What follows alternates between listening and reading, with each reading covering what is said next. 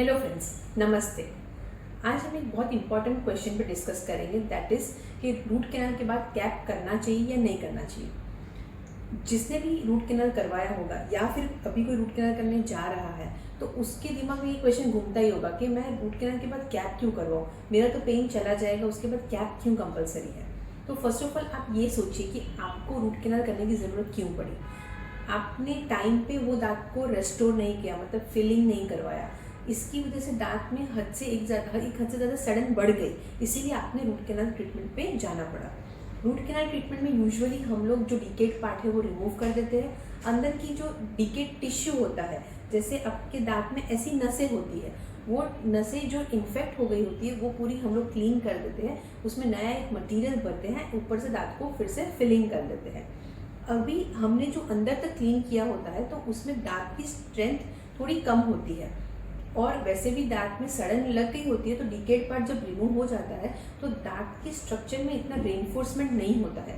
तो अगर दांत का पेन चला गया, it is not that important. Obviously दांत का पेन चला गया, उसके बाद दांत पे अगर आप कुछ हार्ड चीज़ चबाओगे तो दांत का स्ट्रक्चर मेंटेन रहना चाहिए, तो ही ये ट्रीटमेंट का आउटकम मिलेगा आपको। दांत का पेन चले जाने के बाद यूजुअली पेशेंट भूल जाते हैं कि अभी तो पेन चला गया, हम लोग आराम से सब कुछ खा सकते हैं, और जब वो पेशेंट आराम से उस पर खाने जाता है तब हो सकता है कि कुछ कड़क चीज़ खाने पर दांत ब्रेक हो जाए। तो हम लोग को ऐसी कॉम्प्लिकेशंस बिल्कुल इन्वाइट नहीं करनी है। जब इतनी मेहनत से आपने रूट कैनाल करवाया है तो उस जो आपकी ट्रीटमेंट का आउटकम है वो लॉन्ग टाइम चलना चाहिए।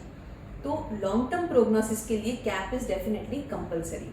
अभी आप सोच रहे होंगे कि कौन कौन से केसेस में कैप करना चाहिए। तो फर्स्ट ऑफ ऑल, तो अगर आपको प्रीवियसली दो दांतों के बीच में सड़न है और वहाँ पे आपको रिपीटेडली खाना फंसता था, तो वैसे केसेस में कैप इज़ डेफिनेटली इम्पॉर्टेंट। दूसरे केस में कि दांत बहुत मल्टीपल जगहों से सड़न होती है, तो कितनी तरफ आप फिलिंग करोगे, अगर आप फिलिंग भी करोगे तो वो कितना लॉन्ग टर्म टिकेगा, वो एक क्वेश्चनेबल अगर डॉक्टर को लगता है तो डॉक्टर आपको दांत के स्ट्रक्चर को इंटैक्ट रखने के लिए और आपका च्यूइंग एफिशिएंटली हो उसके लिए भी आपको कैप सजेस्ट करेंगे।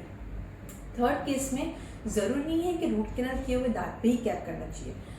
अगर आपको कोई दांत में गैप्स है, अगर आपको कोई दांत में आधा टूट गया है या फिर कोई दांत में एक हद से ज़्यादा सेंसिटिव लग रहा है आपको, तो उसको प्रोटेक्ट करने के लिए भी हम लोग आपको कैप सजेस्ट करें। फोर्थ कंडीशन में अगर हम लोग को ऐसा लगता है कि दांत के स्ट्रक्चर में कुछ लीकेज है तो उसको लीकेज को बंद करने के लिए भी हम लोग कैप सजेस्ट करते हैं। अगर कोई पर्टिकुलर एरिया से हम लोग को ऐसा लगता है कि फिर से रूट कैनाल हुए दांत में रिपीट इन्फेक्शन हो सकता है, तो वैसे केसेस में भी कैप इज़ कंपलसरी, बिकॉज एक बार हमने ट्रीटमेंट कर दिया तो वी डोंट वांट कि आपके उसमें दांत में रिपीटेड इन्फेक्शन होता रहे। अगर वो दांत में कुछ तरह से या फिर फिलिंग की वजह से या फिर दांत के स्ट्रक्चर की वजह से लीकेज होगा तो फिर से इन्फेक्शन होकर फिर से वो दांत में पेन हो सकता है। फिफ्थ कंडीशन, अगर आपके दांत का पोजीशन सही नहीं है या वो दांत एंगुलेटेड है या फिर टेढ़ा मेढ़ा है, तो उस एंगल को हम लोग सीधा भी कर सकते हैं अगर हमने कैप कर दी। वो कैप करने से दो फायदा होगा कि आपके उसमें दांत का स्ट्रक्चर अच्छा रहेगा, उसमें खाना नहीं फंसेगा, प्लस आपका जो एस्थेटिक लुक है वो भी अच्छा हो जाएगा। सपोज किसी के फ्रंट टूथ में अगर रूट कैनाल की ज़रूरत पड़ी तो हम लोग उस दांत का अपीयरेंस को एनहेंस कर सकते हैं विद द कैप। उसमें अपीयरेंस भी एनहेंस हो जाएगा और आपका स्ट्रक्चर भी अच्छा हो जाएगा।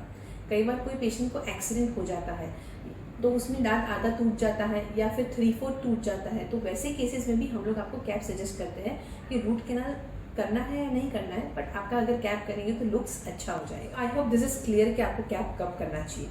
अब आप सोच रहे होंगे कैप कब नहीं करना चाहिए, तो उसमें मैं आपको ये सजेस्ट करूँगी कि अगर आपके पीछे का दांत है तो डेफिनेटली कैप करना चाहिए, पर सपोज समझ लो वो प्री मोलर है या फिर कोई फ्रंट टूथ है नीचे का या ऊपर का जिसमें बहुत मिनिमल ड्रिलिंग हुआ हो और वो दांत का स्ट्रक्चर अगर बहुत अच्छा है तो डेफिनेटली उसमें सिर्फ रूट कैनाल करके दांत को छोड़ सकते हैं। अगर आपके डेंटिस्ट सजेस्ट करते हैं तो ही वैसे दांत में कैप करनी चाहिए, अदरवाइज अगर दांत में मिनिमल ड्रिलिंग हुआ हो तो आपके डेंटिस्ट आपको बिल्कुल सजेस्ट नहीं करेंगे कि आप उसमें कैप करिए। इसके अलावा अगर कोई पेशेंट का दांत डिसकलर हो गया हो या फिर वो ब्राउनिश है या फिर उनको ऐसा लगता है कि उसका दांत का कलर अच्छा नहीं है, तो वो इसी रीज़न से भी हो सकता है कि अगर आपके फ्रंट में कोई ऐसा दांत है तो आपको अगर वो दांत में कोई चोट आई हो तो दांत कई बार डिसकलर हो जाता है, तो उसमें भी हम लोग रूट कैनाल करके क्राउन सजेस्ट करते हैं। भले ही उसका स्ट्रक्चर अच्छा हो तो भी अगर डिसकलरेशन हो, मतलब दांत पीला हो या ब्लैक हो गया हो, ग्रे हो गया हो, तो भी उसमें कैप करेंगे तो आपका ये नेचुरल लुक और अपीयरेंस है वो अच्छा लगेगा, जिससे आपका सेल्फ कॉन्फिडेंस भी अच्छा हो जाएगा और आप बिल्कुल कॉन्शियस नहीं होंगे कि आपके दांत का कलर डिफरेंट है।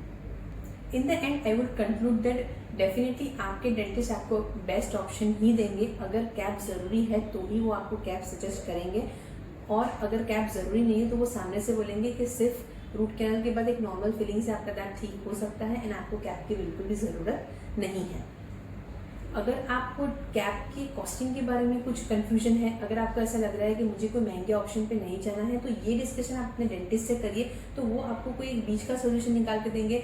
वो आपको ये भी सजेस्ट करेंगे कि कौन सा कैप अच्छा है, कौन सा कैप आपके लिए सही है और कौन सा आपके बजट में सही है। तो वो सब सारे क्वेश्चन का आंसर आपको आपके डेंटिस्ट से डेफिनेटली मिलेगा। Thank you for watching me, and अगर आपको कुछ भी क्वेश्चन है तो डेफिनेटली आप मुझे नीचे कमेंट बॉक्स में पूछ सकते हो। Thank you.